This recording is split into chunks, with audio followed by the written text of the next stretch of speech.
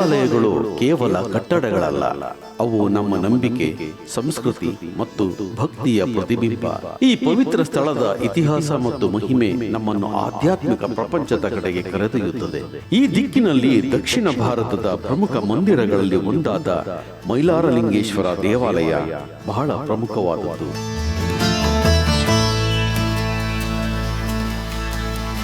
ಕರ್ನಾಟಕದ ಭಕ್ತಿ ಪರಂಪರೆಯಲ್ಲಿ ವಿಶಿಷ್ಟ ಸ್ಥಾನ ಹೊಂದಿರುವ ಮೈಲಾರಲಿಂಗೇಶ್ವರ ದೇವಾಲಯವು ರಾಣಿಬೆನ್ನೂರಿನ ಪವಿತ್ರ ನೆಲದಲ್ಲಿ ತಲೆ ಎತ್ತಿ ನಿಂತಿದೆ. ಈ ಕ್ಷೇತ್ರವು ಕೇವಲ ಆರಾಧನೆಯ ಸ್ಥಳವಲ್ಲ, ಅದು ಭಕ್ತಿಯ ಶಕ್ತಿ, ಸಂಸ್ಕೃತಿಯ ಗೌರವ ಮತ್ತು ಶರಣಾಗತಿಯ ಪ್ರತೀಕವಾಗಿದೆ. ಪುರಾಣಗಳಲ್ಲಿ ಮೈಲಾರಲಿಂಗೇಶ್ವರನು ಧರ್ಮದ ರಕ್ಷಕನಾಗಿ, ದುಷ್ಟ ಶಕ್ತಿಗಳ ನಾಯಕನಾಗಿ ವರ್ಣಿಸಲ್ಪಟ್ಟಿದ್ದಾನೆ. ಆದ್ದರಿಂದಲೇ ಈ ದೇವಾಲಯದ ಪ್ರತಿ ಗೋಪುರ, ಪ್ರತಿ ಕಲ್ಲು ಭಕ್ತರ ನಂಬಿಕೆಯ ಕಥೆಯನ್ನು ಹೇಳುತ್ತದೆ. ಶತಮಾನಗಳಿಂದಲೂ ಸಾವಿರಾರು ಭಕ್ತರು ತಮ್ಮ ಸಂಕಟ, ಆಸೆ ಮತ್ತು ಕೃತಜ್ಞತೆಯನ್ನು ಇಲ್ಲಿ ಸಮರ್ಪಿಸುತ್ತಾ ಬಂದಿದ್ದಾರೆ.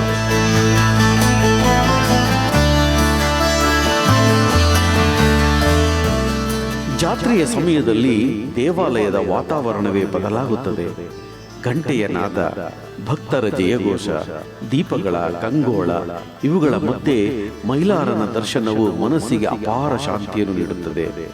ಆ ಕ್ಷಣದಲ್ಲಿ ಭಕ್ತ ಮತ್ತು ಭಗವಂತನ ನಡುವಿನ ಅಂತರವೇ ಕರಗಿ ಹೋಗುತ್ತದೆ. ಪ್ರಕೃತಿಯ ಮಡಿಲಿನಲ್ಲಿ ನೆಲೆಸಿರುವ ಈ ಕ್ಷೇತ್ರವು ಮನಸ್ಸಿನ ಒತ್ತಡವನ್ನು ದೂರ ಮಾಡಿ ಹೊಸ ಧೈರ್ಯ ಮತ್ತು ವಿಶ್ವಾಸವನ್ನು ತುಂಬುತ್ತದೆ.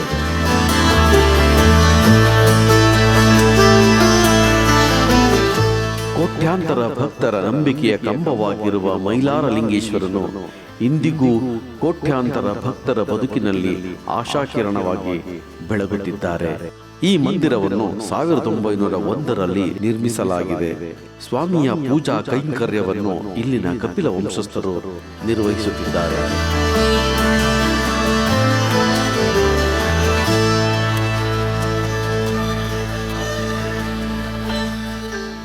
ಮೈಲಾರಲಿಂಗೇಶ್ವರ ಸ್ವಾಮಿಯ ಜಾತ್ರೆ ಪ್ರತಿ ವರ್ಷವೂ ನಡೆಯುತ್ತದೆ. ಆ ಸಂದರ್ಭದಲ್ಲಿ ಅಲ್ಲಿ ಕಾರಣಿಕ ಎಂಬ ಹೇಳಿಕೆಯು ಜರುಗುತ್ತದೆ.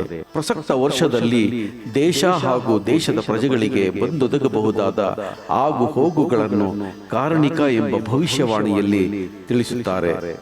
ಕಾರಣಿಕ ನುಡಿಯಿತೆಂದರೆ ಅದು ಖಂಡಿತವಾಗಿಯೂ ಜರುಗುತ್ತದೆ.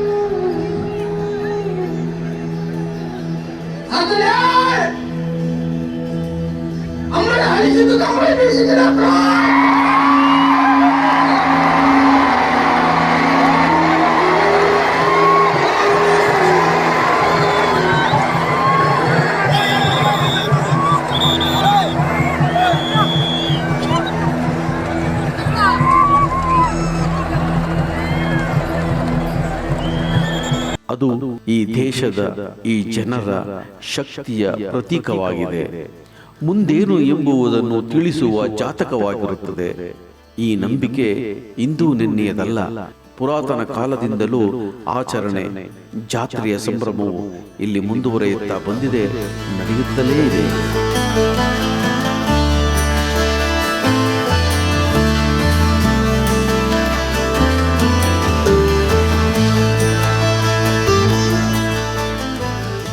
ಮೈಲಾರಲಿಂಗೇಶ್ವರ ಸ್ವಾಮಿಯನ್ನು ಸಾಕ್ಷಾತ್ ಶಿವನ ಅವತಾರ ಎಂದು ಹೇಳಲಾಗುತ್ತದೆ. ಜಾನಪದ ಕಥೆಗಳ ಪ್ರಕಾರ ಮಣಿಮಲ್ಲಾಪುರ ಎಂಬ ರಾಕ್ಷಸ ರಾಣೆಬೆನ್ನೂರಿನ ಪ್ರಾಂತ್ಯದಲ್ಲಿದ್ದ. ಆತ ಬ್ರಹ್ಮನನ್ನು ತಪಸ್ಸು ಮಾಡಿ ಪ್ರತ್ಯಕ್ಷಗೊಳಿಸಿಕೊಂಡು ತನಗೆ ಸಾವು ಬಾರದೇ ಇರುವಂತೆ ವರವನ್ನು ಬೇಡುತ್ತಾನೆ. ಇದಕ್ಕೆ ಬ್ರಹ್ಮ ಏನೂ ಉತ್ತರಿಸದೇ ಇದ್ದಾಗ ಈತ ಪರಮೇಶ್ವರನನ್ನು ಕುರಿತು ತಪಸ್ಸು ಮಾಡುತ್ತಾನೆ. ಆಗ ಮಣಿಮಲ್ಲಾಪುರ ಹಾಗೂ ಶಿವನ ನಡುವೆ ವಾಗ್ವಾದ ನಡೆಯುತ್ತದೆ. ಆಗ ಶಿವ ಕುಪಿತನಾಗಿ ತನ್ನ ತಲೆಯ ಜಟೆಯನ್ನು ಕೊಡುತ್ತಾನೆ. ಆಗ ಆತನ ತಲೆಯಿಂದ ತುಪ್ಪದ ಮಾಳಮ್ಮ ಎಂಬಾಕೆ ಜನಿಸುತ್ತಾಳೆ. ಆಕೆಯನ್ನು ಮಣಿಮಲ್ಲಾಪುರನನ್ನು ಕೊಲ್ಲಲು ಶಿವ ಆಜ್ಞಾಪಿಸುತ್ತಾನೆ. ಆದರೆ ಆಕೆಗೆ ಮಣಿಮಲ್ಲಾಪುರನನ್ನು ಕೊಲ್ಲಲು ಆಗುವುದಿಲ್ಲ.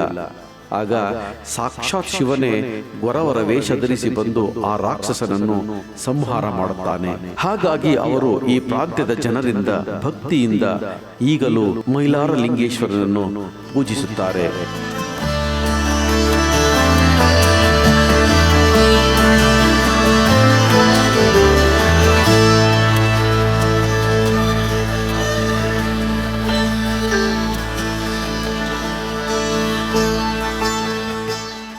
ಸಾಮಾನ್ಯವಾಗಿ ಕಾರ್ಣಿಕ ನುಡಿಯುವವರು ಗೊರವ ಸಮುದಾಯಕ್ಕೆ ಸೇರಿದವರು. ಇವರು ಮೈಲಾರ ಸ್ವಾಮಿಯ ಮೂಲ ಭಕ್ತರು ಎಂದು ಗುರುತಿಸಲಾಗಿದೆ. ಮೂಲತಃ ಇವರದ್ದು ಜಾನಪದ ಹಾಡುಗಾರಿಕೆಯ ಸಮುದಾಯ. ಇವರದ್ದು ವಿಶೇಷ ವೇಷಭೂಷಣ. ತಲೆಗೆ ಕರಡಿಯ ಚರ್ಮವನ್ನು ಟೋಪಿಯ ರೂಪದಲ್ಲಿ ಧರಿಸುತ್ತಾರೆ. ಕೈಯಲ್ಲಿ ಢಮರುಗ, ಪಿಳ್ಳಂಗೋವಿ, ರುದ್ರಾಕ್ಷಿ, ಮಣಿಹಾರ, ಎಲೆಯ ಸಂಚಿ, ದೋಣಿ, ಹೊಕ್ಕಳಿನವರೆವಿಗೂ ಹುಲಿಯ ಚರ್ಮ, ರಟ್ಟೆಗೆ ಬಳೆ, ಕಾಲಿಗೆ ಗೆಜ್ಜೆ, ಕೊರಳಿಗೆ ಕವಡೆಗಳ ಹಾರಗಳನ್ನು ಧರಿಸಿರುತ್ತಾರೆ. ಮೈಲಾರ ಲಿಂಗೇಶ್ವರ ಸ್ವಾಮಿಯ ಸನ್ನಿಧಾನದ ಆಪ್ತ ಭಕ್ತರಾಗಿರುವುದರಿಂದ ಇವರಿಗೆ ವಿಶೇಷ ಮಹತ್ವ ಇಲ್ಲಿದೆ. ಪ್ರತಿ ಜಾತ್ರೆಯ ಸಂದರ್ಭದಲ್ಲಿ ದೊಡ್ಡನೆಯ ಕಂಬವನ್ನು ಏರಿ ಇವರು ಭವಿಷ್ಯವನ್ನು ನುಡಿಯುತ್ತಾರೆ. ಇದು ಸಾಮಾನ್ಯವಾಗಿ ಒಗಟಿನ ರೂಪದಲ್ಲಿರುತ್ತದೆ. ಮೈಲಾರಲಿಂಗೇಶ್ವರ ಸ್ವಾಮಿಯನ್ನು ನೋಡಲು ಕೇವಲ ಜಾತ್ರೆಗಷ್ಟೇ ಭಕ್ತರು ಸೀಮಿತವಾಗಿಲ್ಲ. ವರ್ಷದ ಪ್ರತಿದಿನವೂ ಸ್ವಾಮಿಯ ದರ್ಶನಕ್ಕೆ ಭಾರತದಾದ್ಯಂತ ಜನ ಹರ್ಷೋದ್ಗಾರವಾಗಿ ಬರುತ್ತಾರೆ. ಸ್ವಾಮಿಯ ದರ್ಶನವನ್ನು ಮಾಡಿ ಪುನೀತರಾಗುತ್ತಾರೆ. ಅವರ ಆಶೀರ್ವಾದದಿಂದ ನೆಮ್ಮದಿಯನ್ನು ಕಾಣುತ್ತಾರೆ.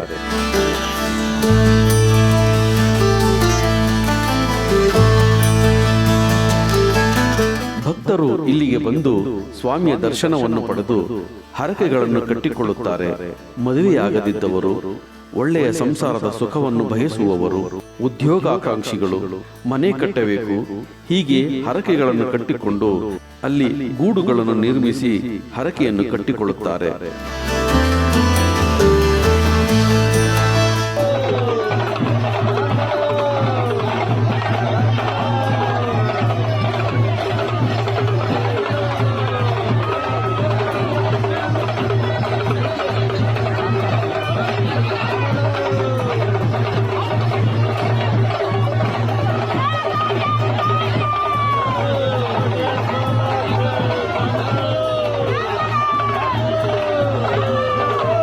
ಏಳು ಕೋಟಿ ಮೈಲಾರ ಲಿಂಗೇಶ್ವರ ಎಂದು ಜನರು ಜೈಕಾರ ಹಾಕುತ್ತಾ ಸ್ವಾಮಿಯ ದರ್ಶನ ಮಾಡುತ್ತಾರೆ. ಅದರಲ್ಲೂ ಜಾತ್ರಾ ಸಮಯದಲ್ಲಿ ಉದ್ಗಾರವನ್ನು ಕೂಗುತ್ತಾ ಹರಿಶಿಣವನ್ನು ಎರಚುತ್ತಾ ಸ್ವಾಮಿಯನ್ನು ಆರಾಧಿಸುತ್ತಾರೆ. ಸ್ವಾಮಿಯ ದರ್ಶನಕ್ಕೆ ಬರುವ ಭಕ್ತರು ಭಂಡಾರದಲ್ಲಿ ಮುಳುಗೇಳುತ್ತಾರೆ.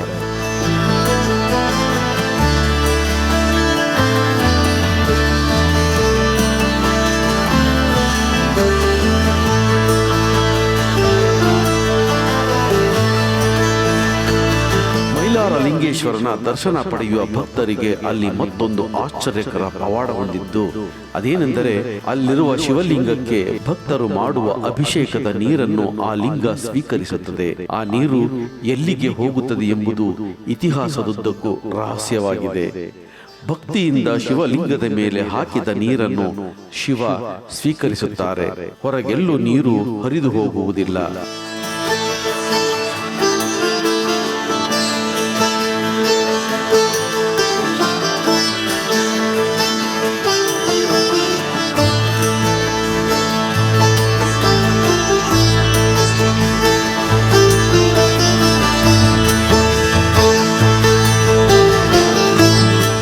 ಪುರಾಣದ ಪ್ರಕಾರ ಕಪಿಲ ಮುನಿಗಳು ಶಿವನ ಪರಮ ಭಕ್ತರಾಗಿದ್ದು ನಿತ್ಯವೂ ಶಿವನಿಗೆ ಹೂವು, ಹಣ್ಣು, ಹಾಲಿನ ಅಭಿಷೇಕಗಳಿಂದ ಪೂಜೆ ಸಲ್ಲಿಸುತ್ತಿದ್ದರೆಂದು, ಇದರ ಪರಿಣಾಮವಾಗಿ ಶಿವನು ಪ್ರತ್ಯಕ್ಷಗೊಂಡು ಇಲ್ಲಿ ಲಿಂಗವಾಗಿ ಉದ್ಭವಿಸಿದ್ದಾರೆಂದು ಹೇಳಲಾಗುತ್ತದೆ.